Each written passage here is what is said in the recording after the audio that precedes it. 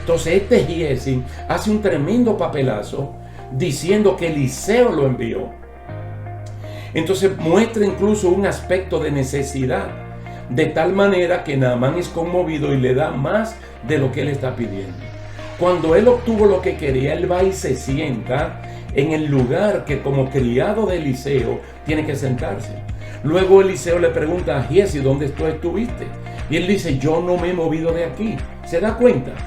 Lo que es un hipócrita, un mentiroso. Por la sola pregunta de Eliseo, él debió entender que algo sabía un hombre como Eliseo, que al igual que...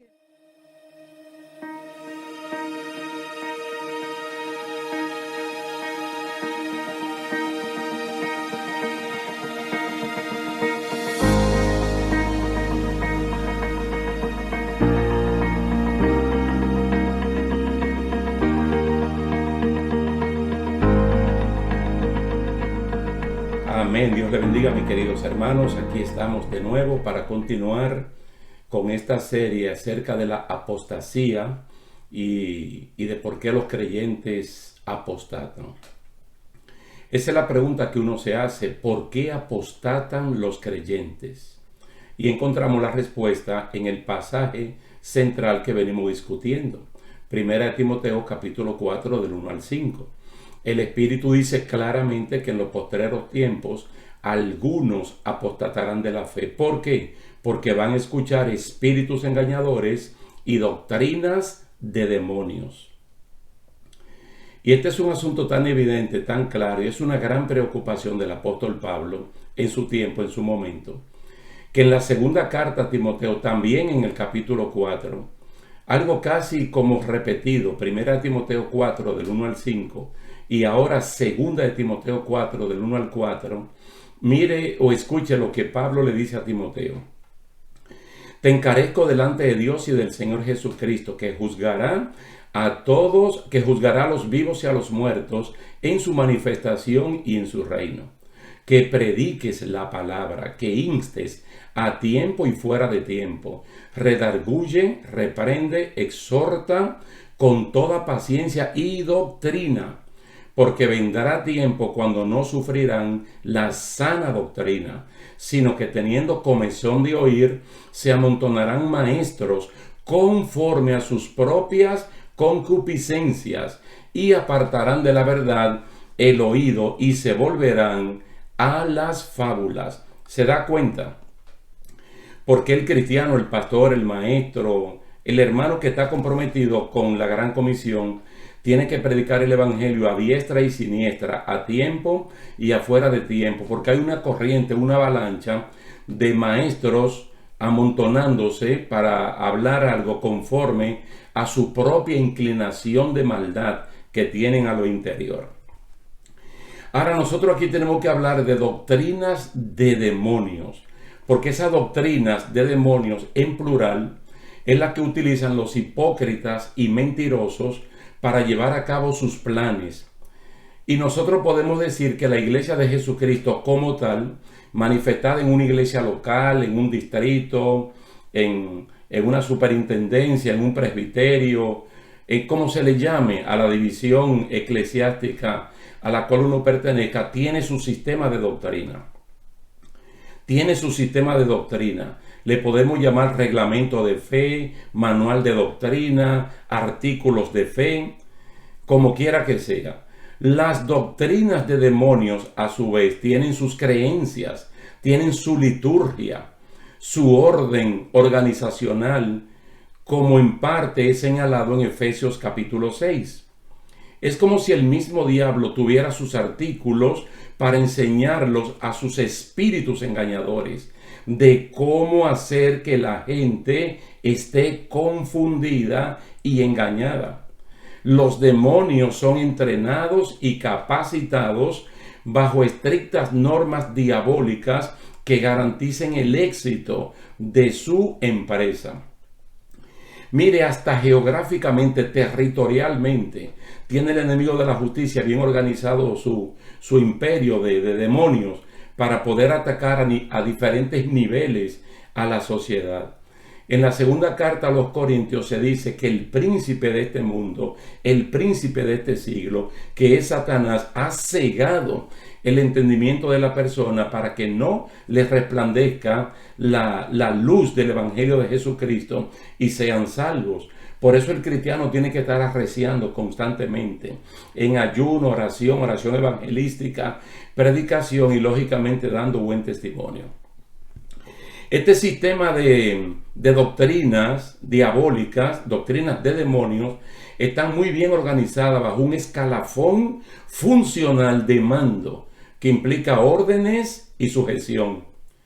Por eso es que en Efesios capítulo 6 versículo 12 dice que nuestra lucha no es contra seres humanos, sino contra principados, potestades, gobernadores y huestes espirituales de maldad en las regiones celestes. Yo no sé si en algún momento usted se ha detenido a pensar en esta estructura que comienza con principados. En ese renglón de principados, ¿quiénes entran? Los príncipes. Y los príncipes son los demonios de mayor altura jerárquica dentro del gobierno estructural del diablo. Cuando estudiamos el capítulo 10 y parte del capítulo 11 de Daniel, nosotros encontramos una revelación extraordinaria en la palabra del Señor. Y en ese momento hablamos de que esto era innovador para nosotros. Resulta que Daniel ya viene desde el capítulo 9, viene orando, confesando sus pecados, una forma extraordinaria de arrepentimiento. Entonces, fruto de eso, el Señor responde enviando a Gabriel, que es un arcángel, que es un príncipe de parte de Dios. Pero este príncipe, Gabriel, fue detenido por 21 días por un príncipe demoníaco que en los aires le hacía la guerra. Entonces Dios tuvo que enviar otro príncipe llamado Miguel para que él sostuviera la lucha con este príncipe de Persia y el otro príncipe, Gabriel, pudiera ir donde Daniel a llevar la revelación que Dios le había enviado. Entonces hay principados, hay potestades, hay gobernadores, hay señoríos y hay huestes espirituales, donde en las regiones de maldad, en las regiones celestes, es decir, en la parte atmosférica de nuestro planeta. También en Apocalipsis se nos revela que el diablo comúnmente acusa a los creyentes y engaña al mundo.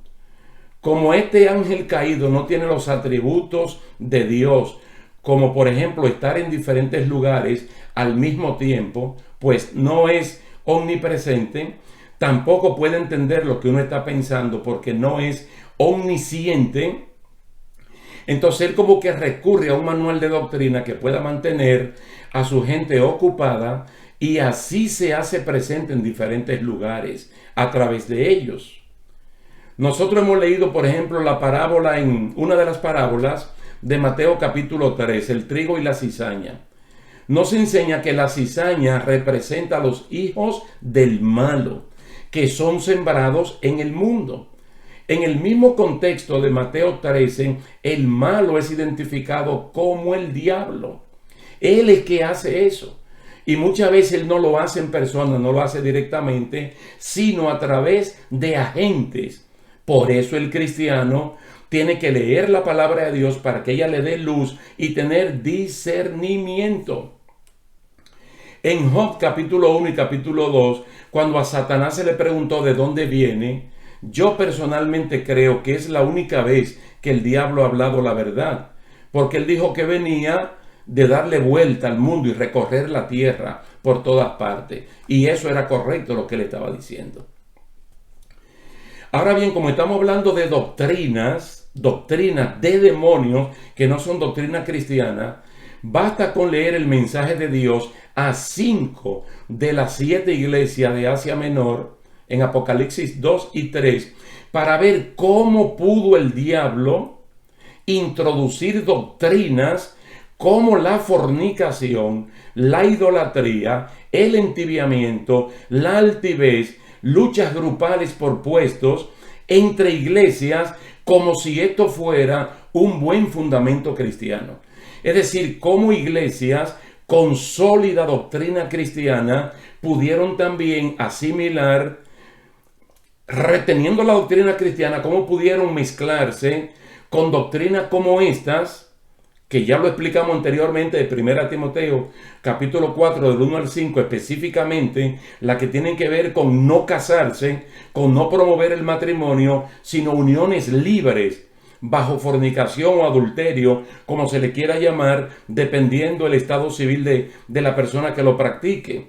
Y también el asunto de la comida, cómo esto se ha convertido prácticamente en una especie de Dios, olvidando el creyente que la comida la hizo Dios para que uno participe con acción de gracias. Pero fue sutilmente que estas cosas comenzaron a entrar, hasta tal punto que hay personas que no practican estas cosas, pero las aprueban en el nombre de los derechos humanos y libertades civiles. No, yo no lo practico, pero ellos que lo pueden practicar. Y así se va como normalizando lo malo dentro de lo bueno. Cuando hablamos de doctrina, estamos hablando de conjunto de ideas, de enseñanzas o principios básicos que son defendidos por un movimiento religioso, ideológico o político. También podemos estar hablando del conjunto teórico sobre un tema. En el caso nuestro estamos hablando de doctrina cristiana. Que la doctrina cristiana pues es ampliamente conocida porque en la iglesia evangélica constantemente lo que estamos enseñando. Y el centro del cristianismo pues Cristo, es la persona de Jesucristo. Alguien que estamos plenamente convencidos de que nació, se humanó, murió en la cruz del Calvario, fue sepultado, resucitó, ascendió al cielo, se sentó a la diestra del Padre y lo estamos esperando que venga a buscar la iglesia. Esa es una doctrina tan sólida que cuando Pablo mandó la segunda carta a la iglesia de Tesalónica, le dijo: no se dejen mover fácilmente de vuestro modo de pensar. Y nuestro modo de pensar pues está estructurado, fundamentado en eso que en el libro a los Hebreos se le llama el rudimento de la doctrina. Tú sabes, el fundamento de la doctrina, que ya no tenemos que echarla de nuevo, sino comenzar a construir vida de santidad, de consagración y estar alerta sobre ese fundamento. Mira, la doctrina básica de los demonios parte de la idea de contradecir todo lo que la palabra de Dios dice para el hombre. Todo lo que la palabra de Dios dice para el hombre, la idea es contradecirlo. Y así comenzó en Génesis capítulo 3 en el huerto del Edén, con que Dios, dando el diablo en la persona de la serpiente antigua una idea de preocupación por Adán y por Eva, como que Dios le estaba restringiendo tanto la vida que le está dando absolutamente todo menos un árbol solo para probar su obediencia, y que Dios prácticamente es malo por eso, porque si ellos comen de ese árbol ellos van a ser semejantes a Dios, pero que Dios no quiere que sean así. Por ahí comienza el enemigo a tergiversar. Ahora bien, hay en la carta a los Efesios algo que hay que detenerse, que Pablo le llama acechanzas del diablo. Fíjese, es un enemigo espiritual que él nos ve a nosotros, pero nosotros a él no lo podemos ver. Entonces él constantemente, porque no duerme, constantemente él anda viendo cómo está la vida de los cristianos para atacar. Ahora, nosotros tenemos cómo resistir al diablo. Número uno es en la fe. El diablo es reprendido automáticamente cuando el cristiano se mantiene en la fe. Desde la fe da la batalla misma de la fe. Pero también dice que podemos resistir al mismo diablo, podemos resistir las acechanzas del diablo, vistiéndonos las armaduras de Dios que están disponibles para todos los creyentes. Aún para el que se convirtió hoy, para el que nació hoy, inmediatamente las armaduras de Dios están disponibles. Y las armaduras de Dios nos cubren desde la cabeza hasta la planta de los pies, sin dejar ningún espacio de cuerpo, alma y espíritu libre para que el enemigo lo ataque. Mira, todo comienza con el casco protector de la salvación que guarda nuestros pensamientos y baja hasta las botas o apresto del evangelio de la paz que sirven para que el cristiano no se estanque y predique la palabra del Señor. Entonces, con las armaduras de Dios completas y estando siempre en oración, no hay manera de que el diablo toque a un cristiano. Fíjense que es a los mismos hermanos efesios que Pablo le dice lo muy organizado que el enemigo de la justicia tiene su ejército de demonios, con rango tan alto como los príncipes, que ya se lo mencioné anteriormente. Señoríos, potestades, gobernadores y huestes de maldad, una cantidad enorme de demonios de bajo rango que andan diseminados por toda parte del mundo, tratando de embarrar al cristiano en asuntos de la carne. Mire, cada uno de esta jerarquía demoníaca tiene su radio de acción dentro de la esfera de los humanos. Ya le dije que hay príncipes de parte de Satanás que están asignados a países, como vimos en Daniel 10. Allí por lo menos se hace mención de Grecia y de Persia. Pero también de parte de Dios se hace mención del arcángel Miguel, que territorialmente está para cuidar el pueblo de Israel. Así también nosotros podemos ver en la experiencia de Cristo en Gadara, Mateo capítulo 8, verso 28, cómo los demonios no querían que lo sacaran de esa región, de la región de Gadara. Ellos querían quedarse allí porque allí era que ellos estaban haciendo sus trabajos que le fueron asignados por el enemigo de la justicia. Mire, de la misma manera el diablo se viste, se disfraza de ángel de luz y se mete en las iglesias, que ese es su objetivo. Y ustedes lo pueden leer en Hechos capítulo 20, la gran preocupación de Pablo, cuando él dice, después que yo me vaya, van a venir lobos, que no van a tener piedad del rebaño, pero de adentro se van a levantar hombres con malas intenciones que van a tergiversar la palabra del Señor. Entonces él se disfraza de ángel de luz, como dice 2 Corintios capítulo 11, se mete en las iglesias trayendo estrategias dique de crecimiento, que van a crecer como si le meten levadura, de liberación, tratando de liberar lo que Dios no puede hacer, de prosperidad sin trabajar. Porque bíblicamente la prosperidad viene fruto del trabajo, y más de un trabajo que está bendecido de parte del Señor. Es decir, una serie de modas y cosas que se inventan, que son atractivas, y que uno cree que llevándose esas cosas va a alcanzar la bendición de Dios, cuando la bendición de Dios está al alcance de todos, como la que está en Deuteronomio capítulo 28. Si tú prestas atención a esta mi palabra y la pones en práctica, yo Jehová te voy a bendecir en la ciudad, te voy a bendecir en el campo, te voy a bendecir donde quiera que tú estés.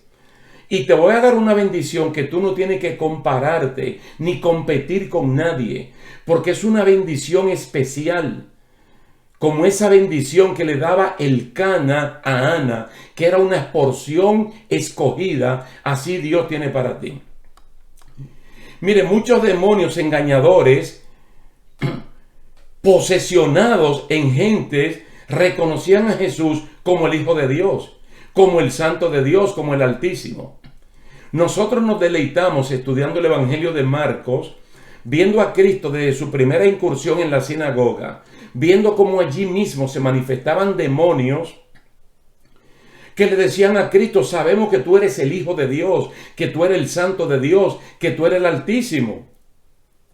Con Pablo y con Silas, en Hechos capítulo 16, en Filipos, una mujer endemoniada, con un espíritu de adivinación, decía que Pablo y Silas eran siervos de Dios. ¿Sabe lo que el enemigo le gusta hacer con eso? Poner una verdad en boca equivocada para confundir. No olviden que la tarea del diablo es engañar. Y yo he dicho una y mil veces que lo último que la Biblia dice de Satanás en Apocalipsis 20 es que ya no engañará más. Cuando ya lo metan definitivamente, no en el abismo, no en la cárcel del abismo, sino en el lago de fuego. Dice, no engañará más. Pero mientras tanto, ese es su trabajo. Entonces es notorio el conocimiento que los demonios tienen de los cristianos. Ellos saben quién es quién, porque hay identidad. en el mundo espiritual, así como tenemos identidad en el mundo en el cual nosotros vivimos. Tenemos una identidad que comienza con nuestro nombre. Uno sabe quién es y así uno se identifica y la persona puede reconocer a uno. Y tiene que ser así para implementar acciones que tiendan a hacerle daño. Mire, Dios hacía milagros extraordinarios, dice, por mano de Pablo, un apóstol que no fue ordenado por hombres, ni por hombres, sino por el mismo Jesucristo. De tal manera que aún se llevaban, dicen, los delantales de Pablo y paños que Pablo utilizaba a los enfermos, y estas personas quedaban liberados. Los espíritus inmundos salían porque sabían quién era Pablo, que tenía una autoridad de parte de Dios. Pero allí mismo en Hechos capítulo 19 se habla de algunos judíos exorcistas ambulantes que se movían de pueblo en pueblo, de aldea en aldea, de ciudad en ciudad. Intentaron invocar el nombre de Jesús sobre lo que tenían espíritus malos, diciendo: os conjuro por Jesús, el que predica Pablo. Dice que había 7 hijos de un judío llamado Esceva, que era jefe de los sacerdotes, que hacían esto.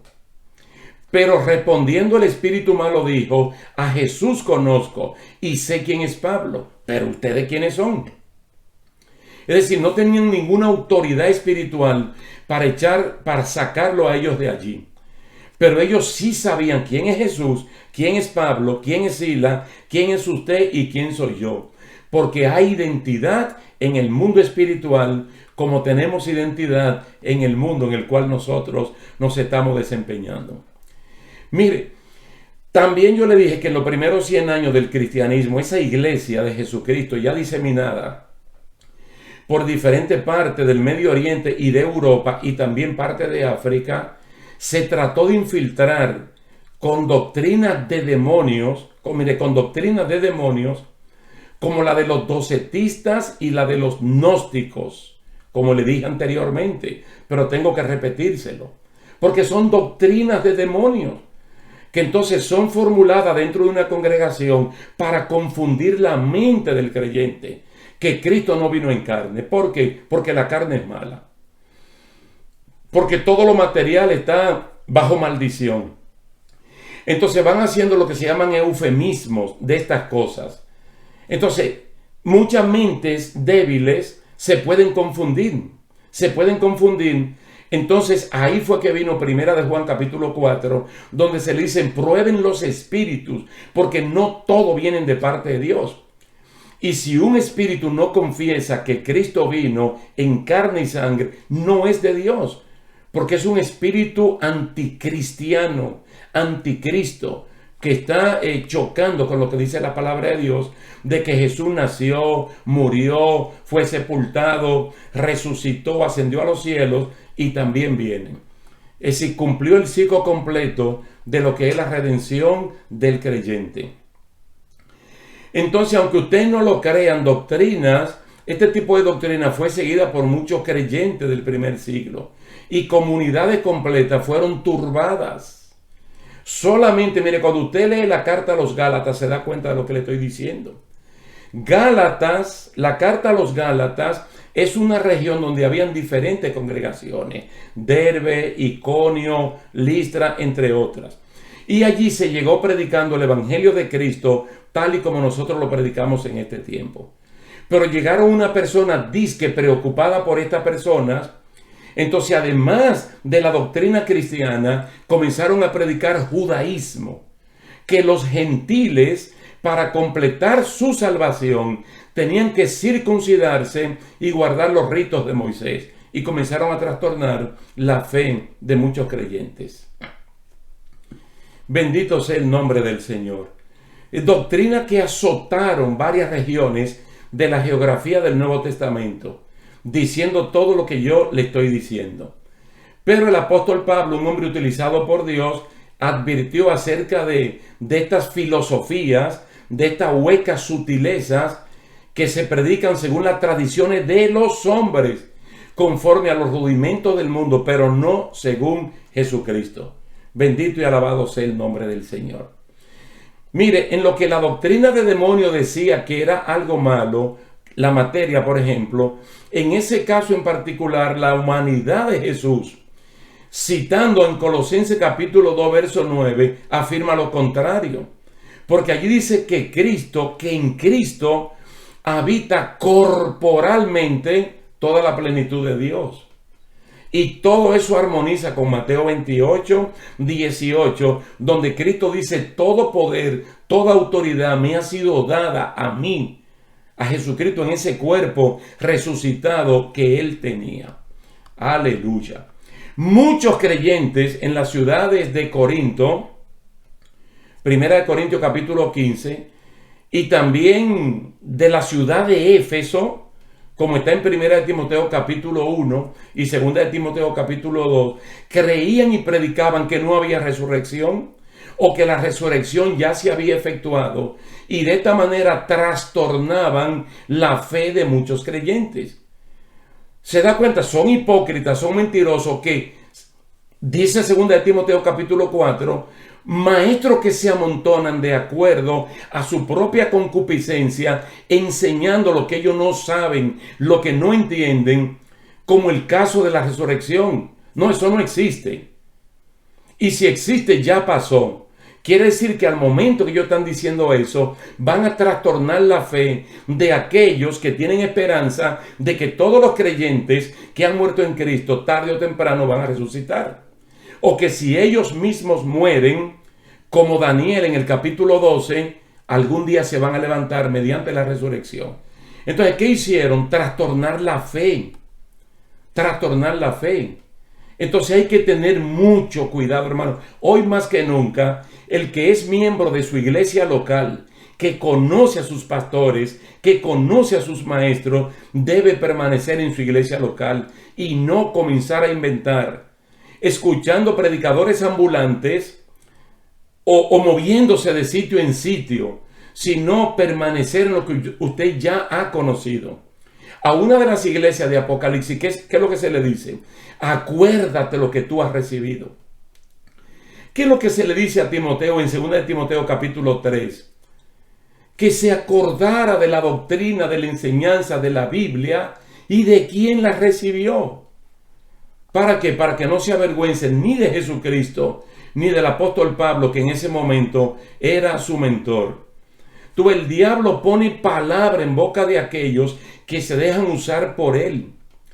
Pedro, por ejemplo, usado por el mismo enemigo de la justicia, le deseó a Jesús que no le aconteciera su muerte en la crucifixión, que no fuera crucificado. Él le dijo en Mateo 16, 22 y 23, cuando Cristo dijo lo que le iba a ocurrir, él dijo: no, que tal cosa no te acontezca. Y el Señor tuvo que reprender duramente al apóstol Pedro, porque le dijo: tú pones la mirada en la cosa de los hombres y no pones la mirada en la cosa de Dios. Incluso le llamó diablo, le llamó adversario en ese momento. Gloria a Dios. ¿Sabe lo doloroso de esto? Que Primera de Timoteo capítulo 4 dice que algunos van a apostatar. Oye, van a apostatar por escuchar doctrina de demonios. Y 2 de Timoteo capítulo 4 dice que van a apartar el oído de la verdad y van a poner el oído en fábulas. Y ese es el gran peligro que corre mucha persona, en quitar la visión de la cosa de Dios para ponerle en fábulas artificiosas, diseñadas a propósito. Entonces, mire, por mucho que se le descubra y se denuncie a esta gente, ellos siguen en lo mismo. De manera que quienes deben tomar medidas somos nosotros los creyentes, fieles y verdaderos, para no ser engañados, para no ser confundidos. Y prestar más atención, tanto a la persona de Jesucristo como a su palabra, la cual es infalible. Y lo dice Apocalipsis 22 en la última parte. Cuando el Señor evalúa que todo lo que Juan escribió está 100% de acuerdo a como le fue revelado. Y te habla de una palabra fiel y verdadera. ¿Qué es lo que nos aconseja la palabra del Señor en Hebreos capítulo 12, versículo 2? Que nosotros, al igual que todos los héroes y heroínas de la fe, Pongamos nuestros ojos en Jesús, el autor y consumador de la fe, y no tenemos que ponerlo en más nadie. Pablo dice que quien no se conforma con la sana palabra de nuestro Señor Jesucristo, quien no se conforma con la doctrina que es conforme a la piedad, está envanecido. Nada sabe y delira acerca de cuestiones y contiendas de palabras, de las cuales nacen envidias, pleitos, blasfemias, malas sospechas, disputas necias de hombres corruptos de entendimiento y privados de la verdad, que toman la piedad como fuente de ganancia. ¿Sabe lo que Pablo recomienda? Apártate de los tales. Primera de Timoteo capítulo 6, versículos 3 al 5. Por todas esas razones expuestas anteriormente, es que se recomienda a los creyentes identificar a esta gente y apartarse de ella antes que sea tarde. Y no es difícil, no es difícil. Solo basta observar su vida, observar lo que ellos dicen con su boca y lo que hacen con sus actos. E inmediatamente uno se va a dar cuenta que son personas que no andan conforme a la palabra del Señor. Todas estas manifestaciones distan mucho de lo que es el fruto del Espíritu Santo en una persona sujeta a Dios, que no razona mucho, pero que recibe con solicitud la palabra implantada del Señor. Gloria a Dios. Y que comienza a ver los frutos en el momento adecuado, en el momento oportuno. Sabe que, mire, el que recibe la palabra del Señor con solicitud no engaña, no diseña métodos ni estrategia de cómo sacar dinero del pueblo de Dios, tomar ventaja de gente débiles, recién convertido en el pueblo de Dios. No ejerce el ministerio de la piedad por lo que pueda conseguir, sino que sigue los pasos de Jesús por donde quiera que Él va y pisa donde Él pisa. Y al que le toque ejercer el ministerio, no lo hace como teniendo señorío sobre nadie, sino que lo hace como aquel que tiene que darle cuentas a Dios de todo lo que está haciendo. Eso es el cristiano fiel y verdadero, el obrero de valor, el obrero que se considera inútil porque hace lo que el Señor le dice que tiene que hacer. Bendito y alabado sea su nombre. Vamos a dejarlo aquí por esta ocasión. Le damos muchas gracias a Dios que nos da la oportunidad de sumergirnos aquí en su palabra. Y por ustedes mismos, hermanos, vuelvan a leer Primera de Timoteo, capítulo 4, 1 al 5. Y lean Segunda de Timoteo, capítulo 4, 1 al 4. Para que en la próxima ocasión estemos bien nivelados del siguiente tema que vamos a tratar dentro de esta serie de la apostasía. Y que Dios nos libre a usted y a mí de tener que apostatar de algo tan grande, de algo tan valioso como la fe en el Señor Jesucristo. Dios te bendiga grandemente y hasta la próxima. La palabra del Señor tiene una vigencia tan grande que en el siglo XXI que yo le estoy hablando, es como si Dios la hubiese revelado esta mañana. Y ya ustedes saben, hermano, cómo más de 1000 años entre la escritura de Génesis y la escritura de Apocalipsis, que no hay libro en la historia humana que se haya escrito en tantos cientos y cientos de años, y es como si el Señor la hubiese revelado esta mañana, porque hay que cambiar.